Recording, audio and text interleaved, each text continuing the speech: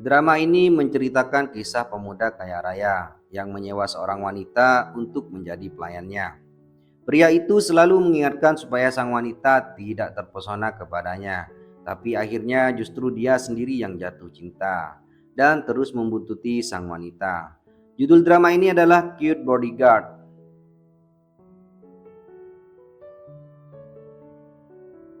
Seorang wanita bernama Jingjing akan menemui pria yang ia cintai supaya lebih mempesona. Jingjing kemudian memakai lipstik di depan sebuah kaca mobil. Ternyata di dalamnya berisi seorang laki-laki yang mau keluar, tapi terhalang oleh Jingjing. Akhirnya mobil itu langsung bergerak maju. Seorang laki-laki kemudian muncul.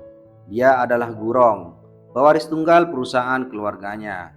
Setelah Gurong keluar dari mobil, beberapa wanita yang sedang berlari tidak sengaja menyenggolnya sehingga ia terjatuh ke arah Jingjing.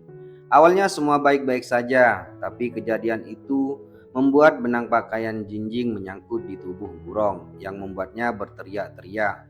Gurong mengabaikan Jingjing dan terus berjalan karena tidak peduli. Jingjing kemudian mengejar Gurong sambil marah-marah. Sudah seperti itu, Gurong tetap tidak peduli.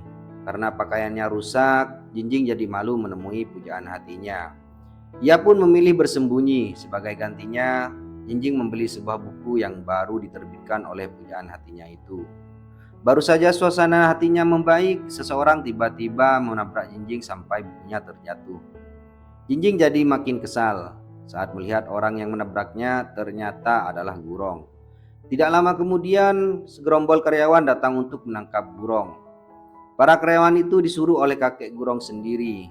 Alasannya karena Gurong tidak mau mengurus perusahaan keluarganya.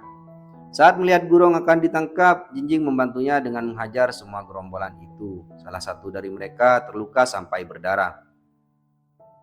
Jingjing yang memiliki fobia darah akhirnya langsung pingsan. Gurong kemudian membawanya ke rumah sakit. Saat tersadar, Jingjing salah paham melihat tangan Gurong yang sedang menyelimutinya. Ia langsung berteriak sambil memukul ke arah Gurong. Tapi yang terkena pukulan itu justru asisten Gurong yang tidak tahu apa-apa.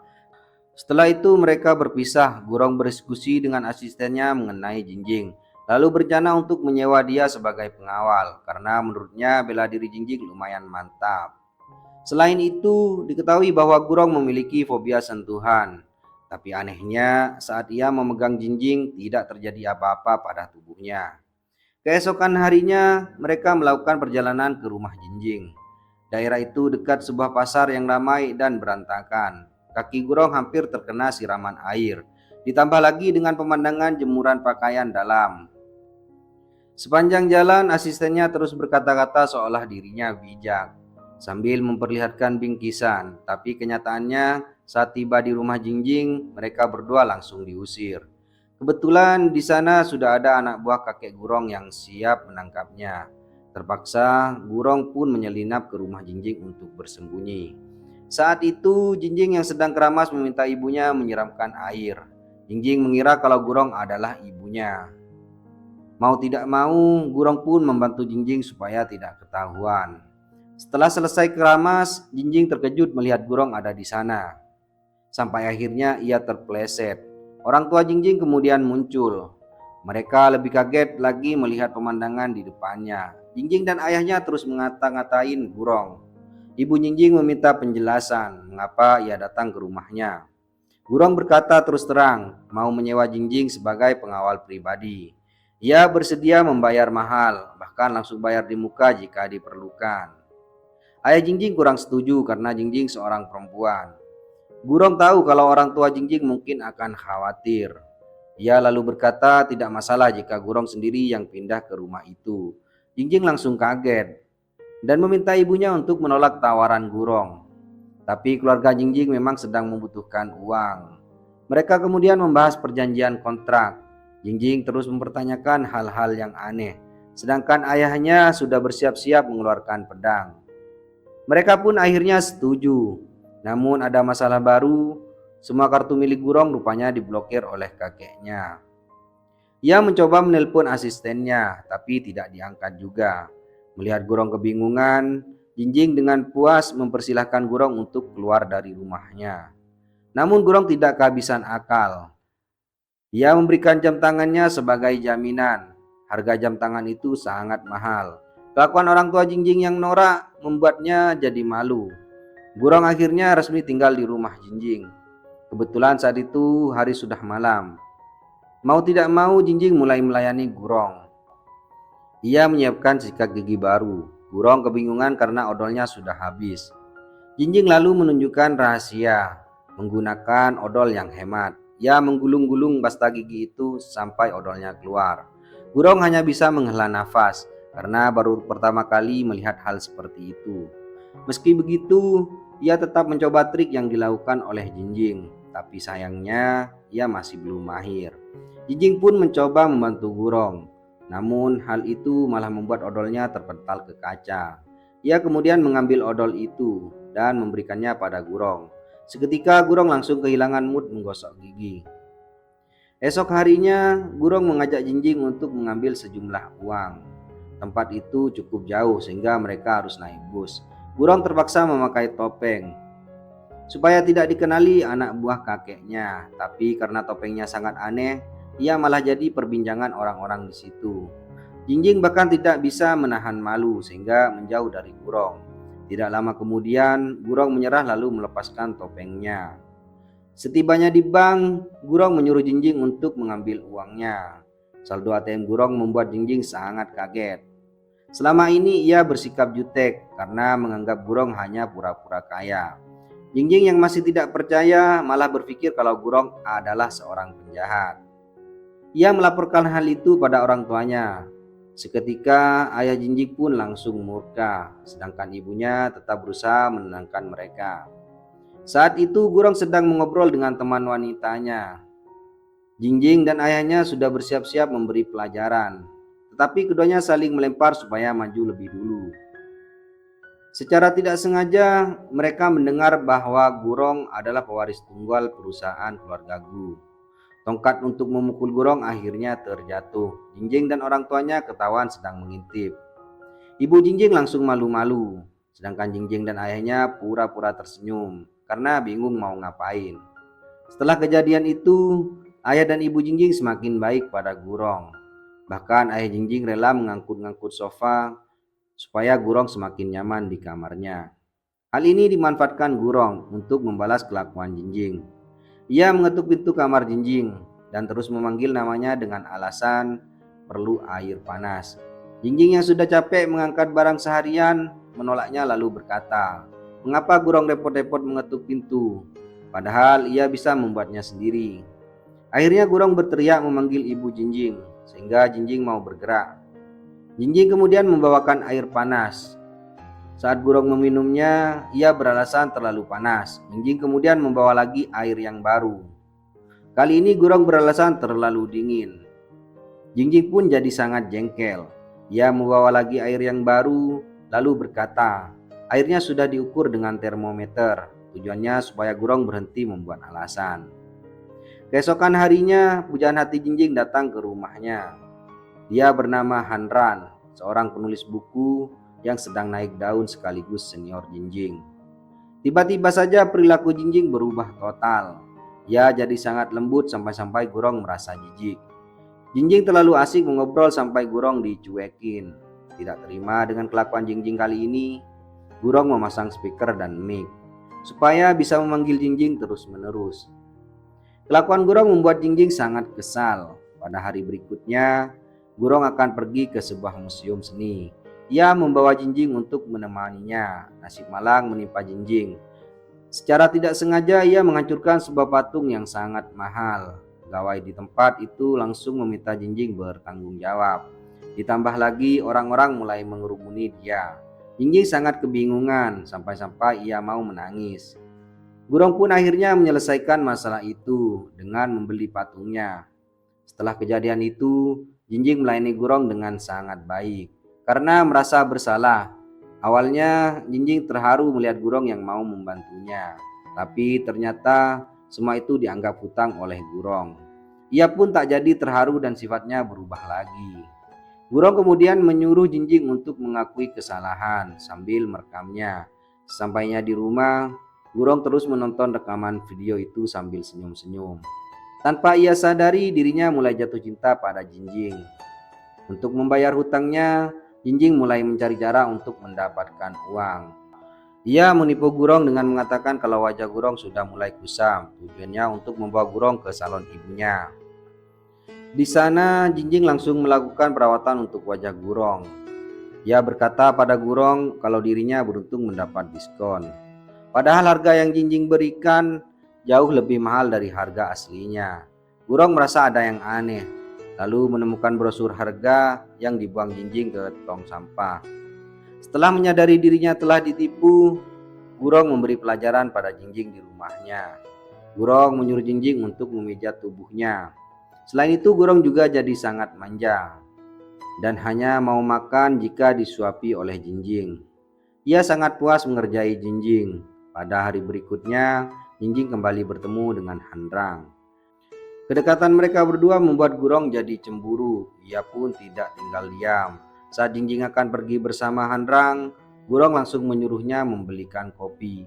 Jinjing tidak berani menolak karena Gurong mengancam akan membocorkan masalah hutang. Sebelumnya mereka bertiga akhirnya sampai di rumah Jinjing. Di sana Jinjing dan Hanrang terus tertawa, sedangkan Gurong sendiri dicuekin.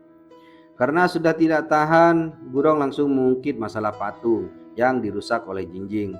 Hal itu membuat Jinjing ketakutan sehingga mulai memperhatikan Gurong lebih baik. Jinjing dan Hanrang membuat janji untuk pergi jalan-jalan, padahal Gurong tidak diajak. Tapi ia malah ikut-ikutan pergi dan terus membuntuti Jinjing.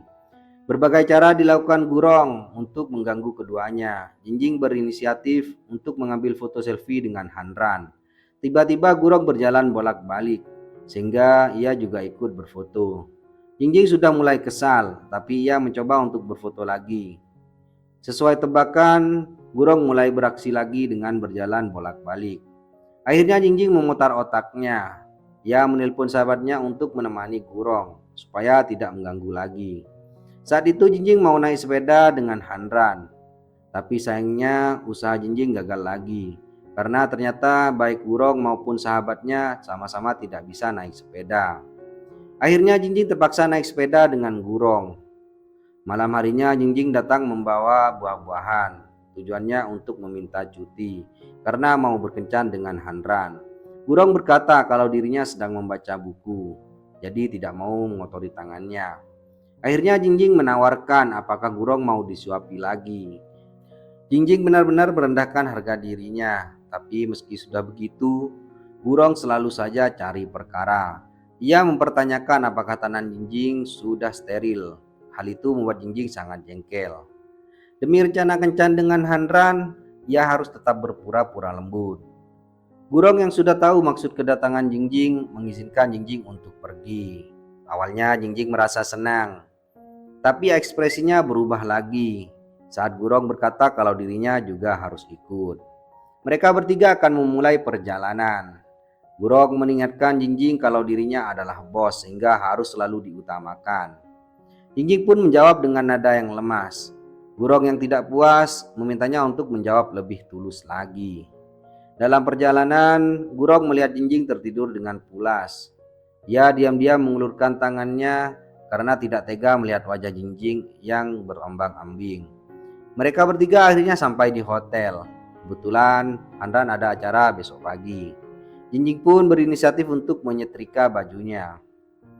Perhatian Jinjing yang berlebihan membuat Gurong cemburu dan kesal. Saat Jinjing sedang menyetrika baju, Gurong datang ke kamarnya. Akibatnya Jinjing sampai kelupaan sehingga baju itu malah gosong. Ia sangat panik karena takut membuat Hanrang kecewa. Sepanjang hari Jinjing terlihat lesu. Pikirannya terus tertuju pada baju Hanrang yang gosong. Di sisi lain, Gurong bisa saja memanfaatkan momen ini untuk memisahkan Jinjing dengan Hanrang. Tapi ia tidak melakukannya. Gurong justru menunjukkan kebesaran hatinya dengan membantu Jinjing mengirimkan alamat toko yang bisa memperbaiki baju itu. Bahkan semua biaya perbaikan sudah ditanggung oleh Gurong. Jinjing tidak bisa berkata apa-apa selain mengucapkan terima kasih dengan tulus. Sepanjang malam Jinjing menunggu di toko baju. Gurong yang khawatir akhirnya pergi untuk melihat kondisi Jinjing. Ia melihat Jinjing sedang tertidur, lalu menyelimuti dia. Tidak lama kemudian, Jingjing terbangun dari tidurnya. Saat melihat Gurong ada di situ, Jingjing mulai bingung dengan perasaannya. Di satu sisi, Gurong memang selalu membuatnya kesal, tapi di sisi lain, Gurong juga orang yang selalu ada saat dirinya terpuruk. Keesokan harinya, Handan mengikuti acara tanda tangan untuk buku yang baru ia terbitkan. Jingjing diam-diam berencana untuk menyatakan cinta. Tidak jauh dari hotel mereka, ada sebuah pulau yang disebut Husen. Ia pun pergi bersama Gurong ke pulau itu. Sepanjang jalan, Gurong terus menatap ke arah Jingjing, sehingga wanita itu merasa risih. Gurong bertanya mengapa Jingjing sangat ribet sampai harus membawa koper. Akhirnya Jingjing terus terang kalau dirinya mau menyatakan cinta. Gurong berpikir kalau hal itu sangat norak. Ia terus mengganggu Jingjing supaya rencananya gagal. Saat itu Jingjing membawa soda khusus untuk Hanran. Tiba-tiba Gurong malah mengambilnya. Jingjing yang mulai marah mencoba merebutnya lagi. Sayangnya tubuh Jingjing terlalu pendek sehingga ia menyerah. Sesudah itu Jingjing mencoba mengabaikan Gurong. Tidak lama kemudian Gurong mulai berulah lagi. Ia sengaja membuka soda itu di dekat koper Jingjing. Akibatnya foto-foto yang sudah Jingjing siapkan jadi kebasahan. Gurong pun meyakinkan Jingjing kalau hari itu bukan hari yang baik untuk menyatakan cinta. Jingjing kemudian mengatakan kalau Gurong tidak mengerti cinta. Ia hanya pria yang memanfaatkan harta untuk mendekati wanita. Gara-gara hal itu, Gurong malah keceplosan kalau dirinya tidak pernah berpacaran. Alhasil dia sangat malu karena Jingjing mulai meledeknya. Anehnya lagi, Jingjing tidak sadar diri, padahal ia juga tidak pernah berpacaran. Setelah hari sudah mulai sore, Jingjing menunggu Handan untuk menyatakan cintanya. Ia menyusun banyak lilin menjadi sebuah bentuk love. Saat ia berdiri, kakinya malah terpeleset. Untungnya Gurong ada di depannya sehingga ia tidak terjatuh. Perasaan aneh mulai muncul lagi yang membuat Jingjing jadi salah tingkah. Setelah lama menunggu, Handan tidak kunjung datang juga. Parahnya lagi, Jingjing sangat sial karena tanda yang ia dirikan ternyata dekat dengan sarang tawon. Ia dan Gurong langsung kabur saat tawon-tawon mulai mengejar mereka. Karena terlalu terburu-buru, mereka berdua malah tidak sengaja saling berciuman. Ciuman itu adalah ciuman pertama mereka, baik untuk Gurong maupun Jingjing. Karena keduanya sama-sama tidak pernah berpacaran.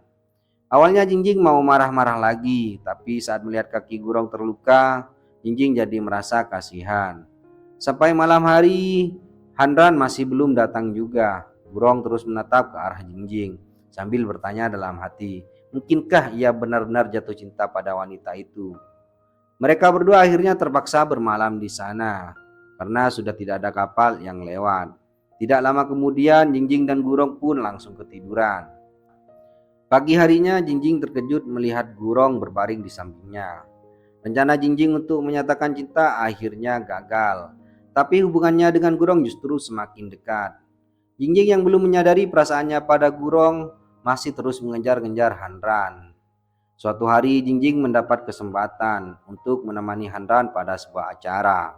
Saat itu seorang bertanya pada Handan siapa wanita yang ada di sampingnya. Jingjing sangat kecewa karena ternyata selama ini Handan hanya menganggapnya sebagai keluarga.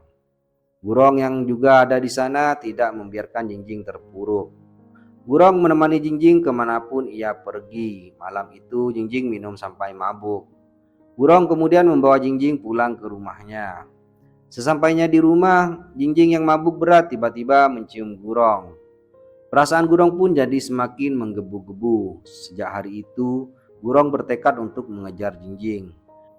Ia mulai belajar tentang cinta supaya bisa mendekati Jingjing. Ketika Gurong mengobrol dengan Jingjing, ia menyadari bahwa wanita itu memiliki keinginan untuk melihat meteor. Secara diam-diam, Gurong menyiapkan sebuah kejutan dengan membawa teropong ke tempat yang akan dikunjungi oleh Jingjing. Setelah lama menunggu, Gurong masih belum melihat ada tanda-tanda kemunculan Jingjing. Seorang wanita tak dikenal mau mendekatinya, tapi Gurong mengabaikan wanita itu. Gurong setia menunggu Jingjing sampai hujan deras mengguyurnya. Sekali lagi seorang wanita mau mendekatinya, tapi lagi-lagi Gurong tetap tidak peduli. Karena sudah tidak tahan, Gurong akhirnya menelpon Jingjing. Ternyata Jingjing sedang asyik ngobrol dengan temannya.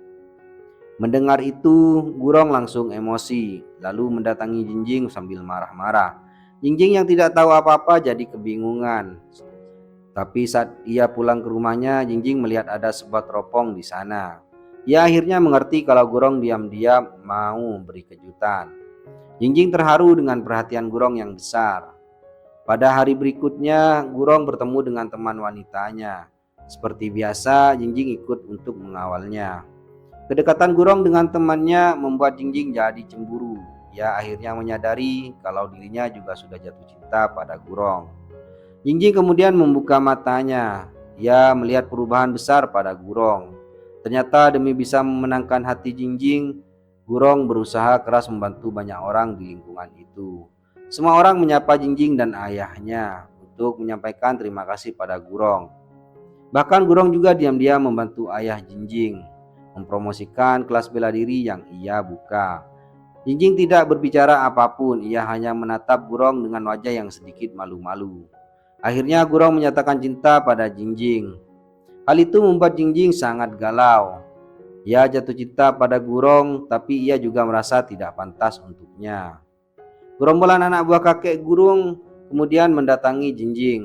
Dia dibawa menghadap kakek Gurong yang memintanya untuk membujuk cucunya itu supaya mau kembali. Jingjing pun meminta maaf karena tidak bisa melakukan itu. Akhirnya ia malah ditahan sampai mau melakukan perintah kakek Gurong. Terpaksa Jingjing berkelahi dengan semua anak buah kakek Gurong.